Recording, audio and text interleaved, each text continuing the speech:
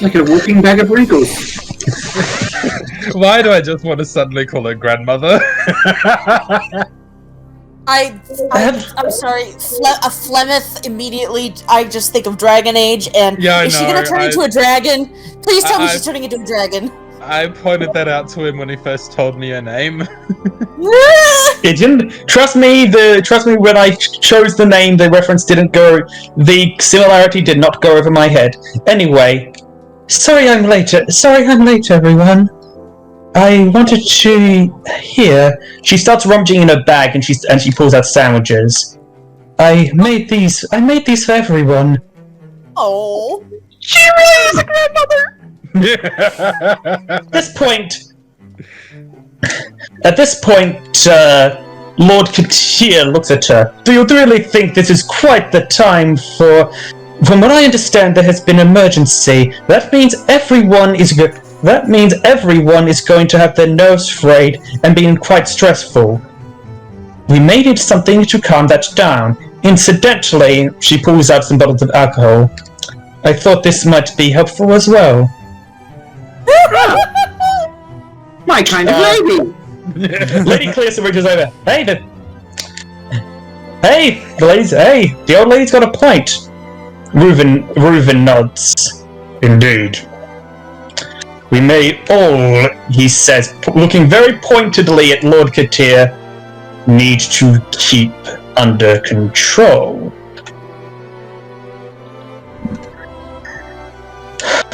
So then, I believe, yes, Mr. Lucklehide, I've heard that some of my people have been working with you in the past.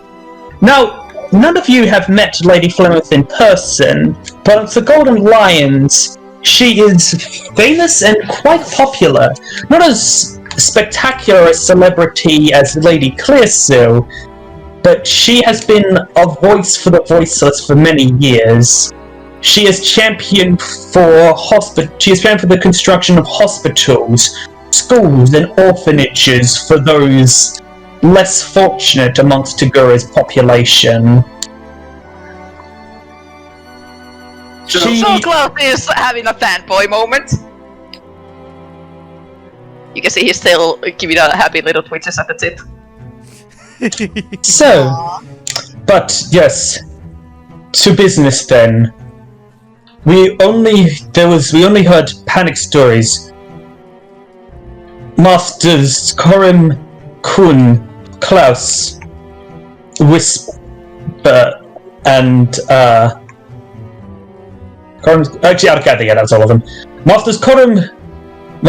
Actually, would you prefer to be known to addressed as Korim or Sharik, Master Etherian?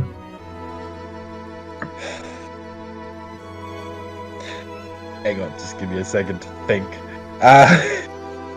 For the purposes of this meeting, it would be best if I were referred to as Sharik, yes. Of course, Master Etherian, Master Unwin, and Master Whisper. Please, give your full report. From the top, spare no detail. You're in for a doozy.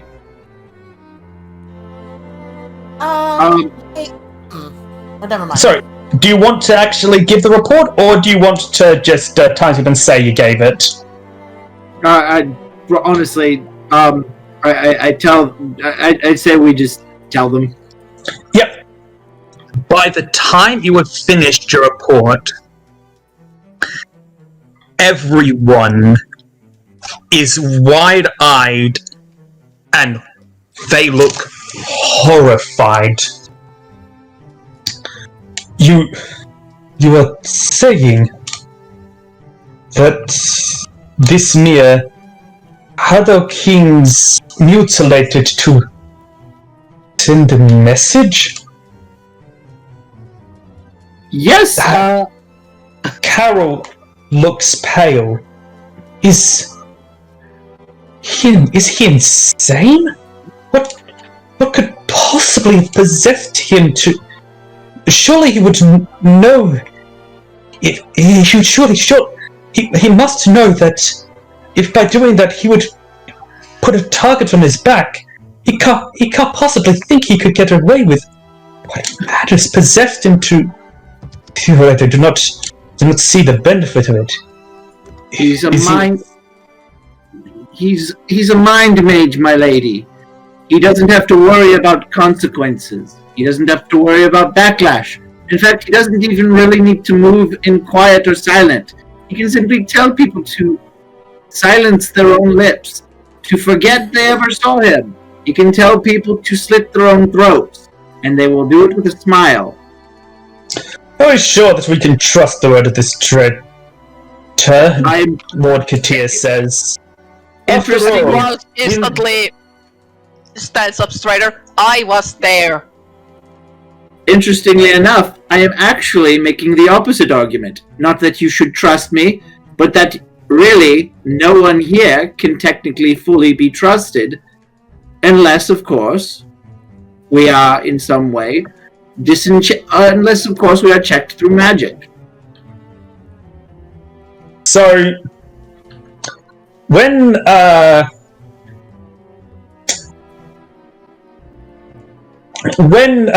before you had said that whisper, when Claus had said that, Katia had said, yes, the word of a curse blood. Far more believable. Have care who you are speaking to, Lord Katia. Lord Cirrus says, you forget you are speaking to an heir to House Etherian.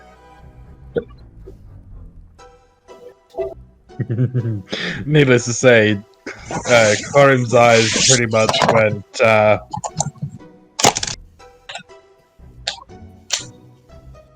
Yeah, Claus has even sharper look than before. You're talking to a shaman of the Triple Goddess.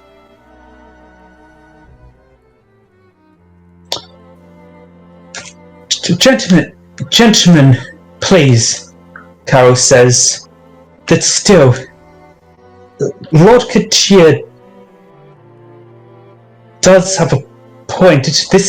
What you're describing is almost unheard of, and even so, even with this power, you said he had to command you.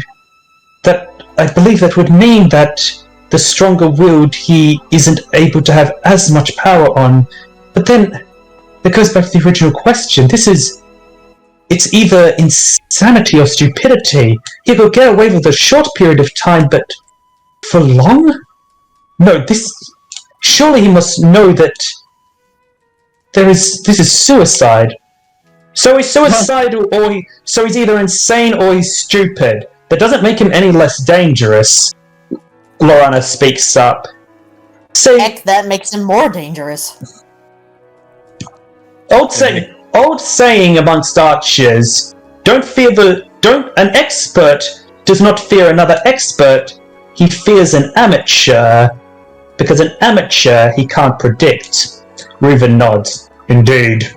I've lost more guardsmen to the errant swing of a wild drunkard than I have to any soldier's practice blows. A smart, well-trained soldier practices to protect themselves, to minimize injuries, but a madman is as much a danger to others as they are to themselves.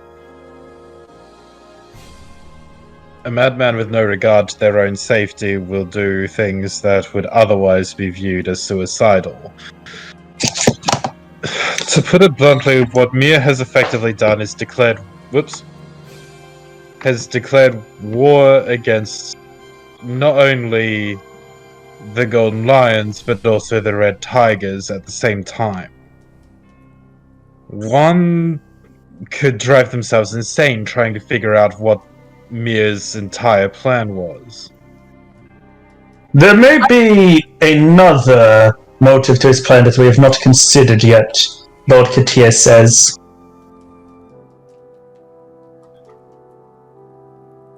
Essentially driving a larger wedge between both sides? Right now, we would be starting a man... Right now, his actions have most likely provoked a manhunt for him within the city. That means our gaze would be turned inwards. And last... Just, Korim cuts in. Not quite yet. We were waiting for the council in order to actually decide what our path forward will be next. He would likely be expecting a manhunt within the city, yes. And that is what I was getting to. He may be trying to get us to draw attention into the city and leave our people outside of it unprotected.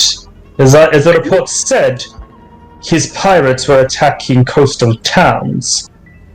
With his forces devastated from the attack on the cove, he may be trying to weaken us so that we cannot come to their aid. Interesting, Reuven says. Since when have you been so concerned about civilian casualties, Lord Katir? The safety of my people has always been my first priority. Or do you question that, Lord Sirith?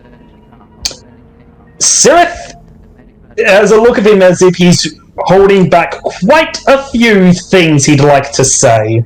Needless to say, Korim's kind of doing the same.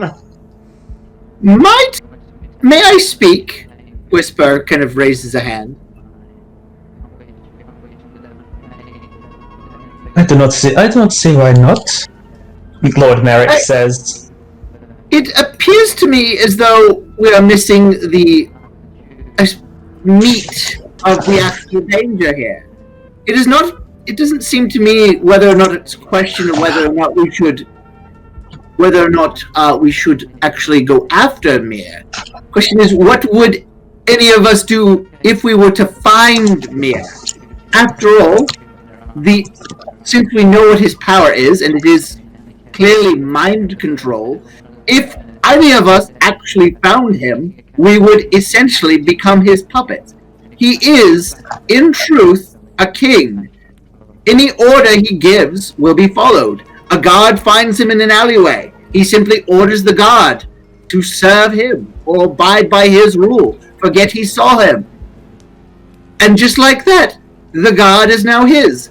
If any of us run into him in the streets, suddenly we end up in his pocket. If we meet Mir, we become vulnerable. What we need is some way to protect ourselves from his control. He doesn't have to hide. In fact, he has no need to hide. In fact, it would actually serve him better to lure us all in like flies to honey. We would simply be becoming his playthings, dancing to his tune. He is correct.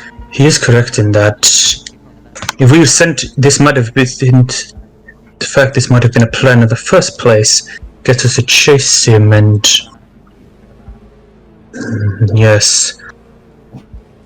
Master Etherion, he says, looking to you, Claus. You said you have the ability to remove... You have the ability to cure this affliction. Your order can do the same, yes? Most of the highly trained shamans, yes. Would it be possible to create an inoculation? A barrier to protect it? Klaus ponders for a second. I'd have to ask somebody who's more experienced than I am. I do not think I can make a ward like that yet, but it might be possible. It's worth exploring, honestly, until we find a way to counter this king's power. We are completely and totally helpless against it. He could simply walk into this room right now, declare himself king, and insist we all bow before him, and we'd literally be at his whim right now. I just had a thought. Mir would have known that we would have called the council together right now. The question is, what actions would he take at this point? I'm not so much concerned about trying to find him. I'm more concerned about the potential actions and ramifications of what he is about to do.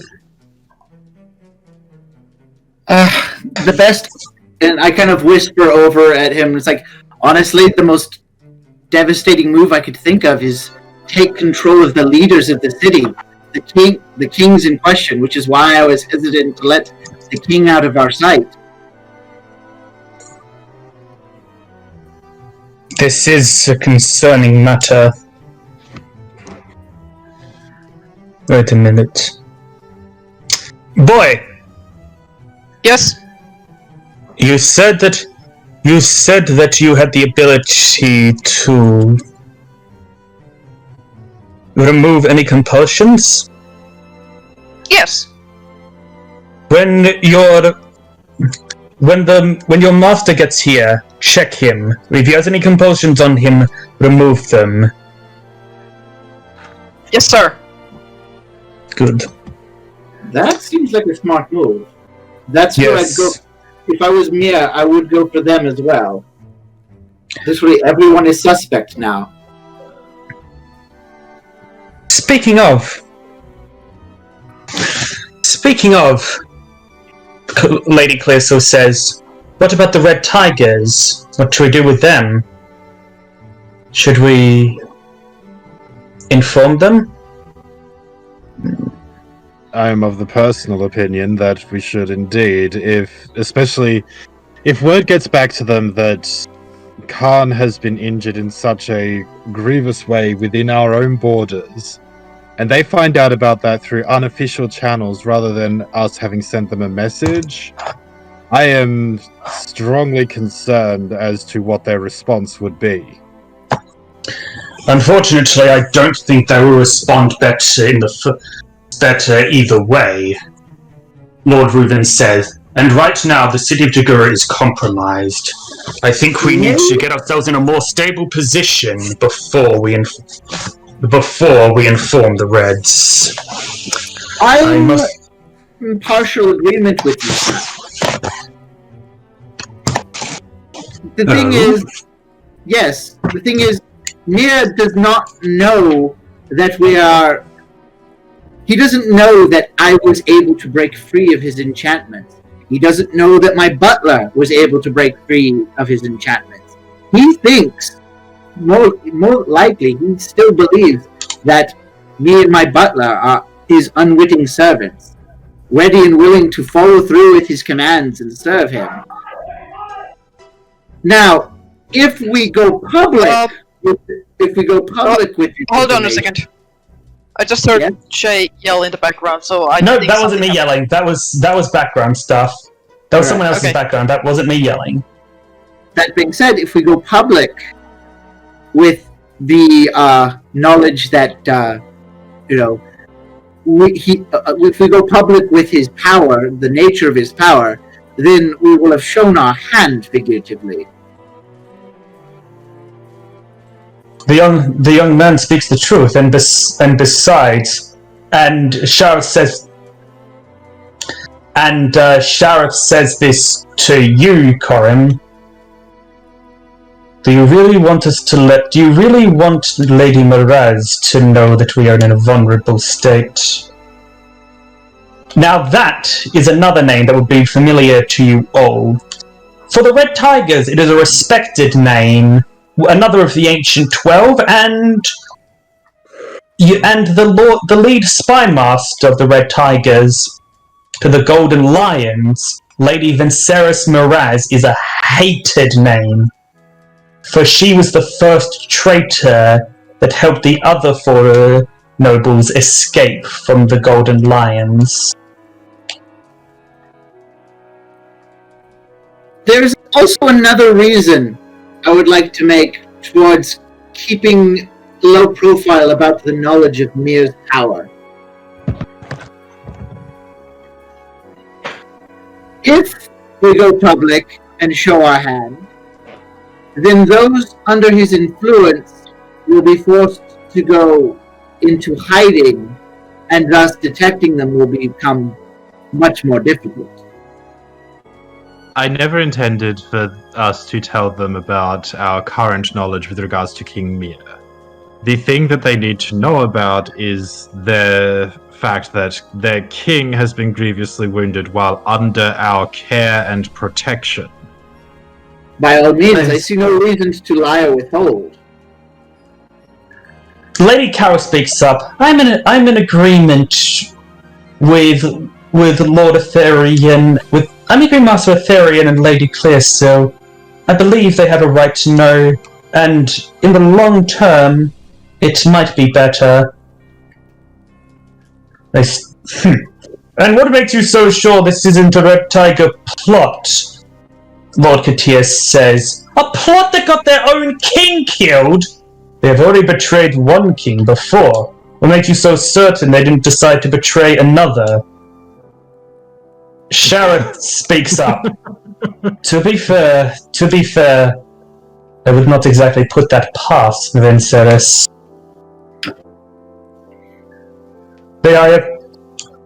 Or, if it is not part of the plan, perhaps they made a deal with Mir and his assassin and simply did not keep a tight enough range on the leash.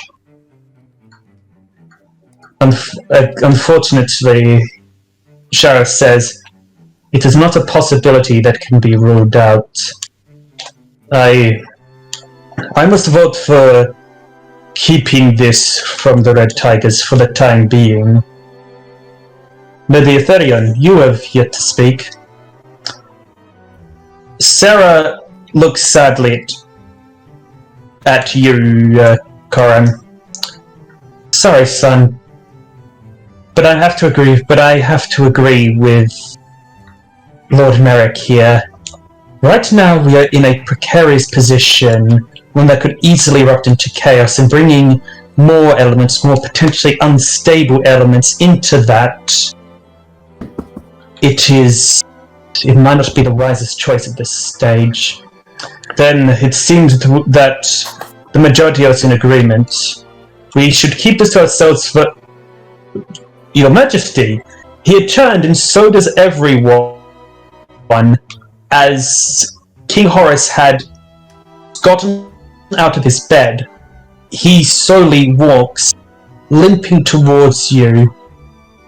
He grabs a piece of paper and he writes down 3 words before showing those words to all of you. It is in the chat.